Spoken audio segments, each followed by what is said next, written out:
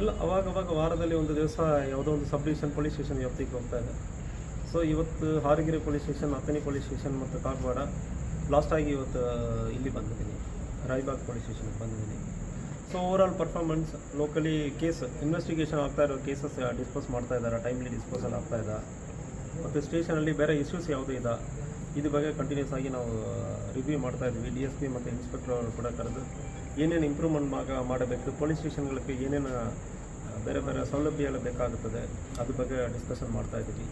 ಮತ್ತು ಈಗ technology use ಮಾಡಿಕೊಂಡು ಹಿಂಗೆ ಕೇಸಸ್ ಬೇಗ ಡಿಸ್ಪಾಸ್ ಮಾಡೋದು, ಕನ್ವಿಕ್ಷನ್ ನಮ್ಮ ಜಿಲ್ಲೆಯಲ್ಲಿ ಭಾಳಷ್ಟು ಕಮ್ಮಿ ಇದೆ, ಅದನ್ನು ಇಂಪ್ರೂವ್ ಮಾಡೋದಕ್ಕೆ ಟೆಕ್ನಾಲಜಿಯಿಂದ ಏನೇನು ಉಪಯೋಗ ಮಾಡ್ಬೋದು ಅದ್ರ ಬಗ್ಗೆ ನಮ್ಮ ಜಿಲ್ಲೆಯಲ್ಲಿ ಟ್ರೈನಿಂಗ್ ಕೊಟ್ಟಿದ್ದೀವಿ. ಅದು ಹೆಂಗೆ ಉಪಯೋಗ ಮಾಡ್ತಾ ಇದ್ದಾರೆ ಅಂದರೆ ಅದು ಚೆಕ್ ಮಾಡೋದಕ್ಕೂ ಕೂಡ ಬಂದಿದ್ದೀವಿ.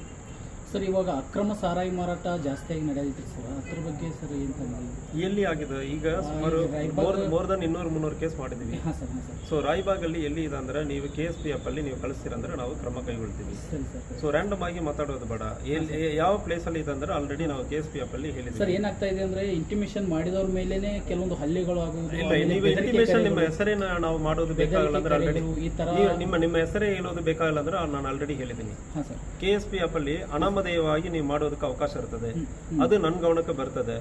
ಸೊ ನನ್ನ ಗಮನಕ್ಕೆ ಬಂದಾದ್ಮೇಲೆ ಅದು ಕ್ರಮ ಕೈಗೊಂಡಿಲ್ಲ ಅಂದ್ರೆ ಮತ್ತು ಸೀದಾ ಅನಾಮಧೇಯವಾಗಿ ಇನ್ನೊಂದು ಮತ್ತು ನಡೀತಾ ಇದೆ ಅಂದ್ರೆ ನಾವು ನಮ್ಮ ಟೀಮ್ ಇಟ್ಕೊಂಡು, ಸೊ ಲೋಕಲ್ ಇಂಟೆಲಿಜೆನ್ಸ್ ಇಟ್ಕೊಂಡು ನಾವು ಚೆಕ್ ಮಾಡ್ತೀವಿ. ಒಂದು ವೇಳೆ ಅಂತಾಗ ಇರುವ ಸಂದರ್ಭದಲ್ಲಿ ಆಫೀಸರ್ಸ್ ಮೇಲೆ, ಬೀಟ್ ಸಿಬ್ಬಂದಿ ಮೇಲೆ ಕ್ರಮವನ್ನು ಕೈಗೊಂಡಿದ್ದೀವಿ. ಇತ್ತೀಚೆಗೆ ಇದೇ ಸ್ಟೇಷನ್ ಅಲ್ಲಿ ಕ್ರಮವನ್ನು ಕೈಗೊಂಡಿದ್ದೀವಿ. ಹೌದೌದು ಸರ್.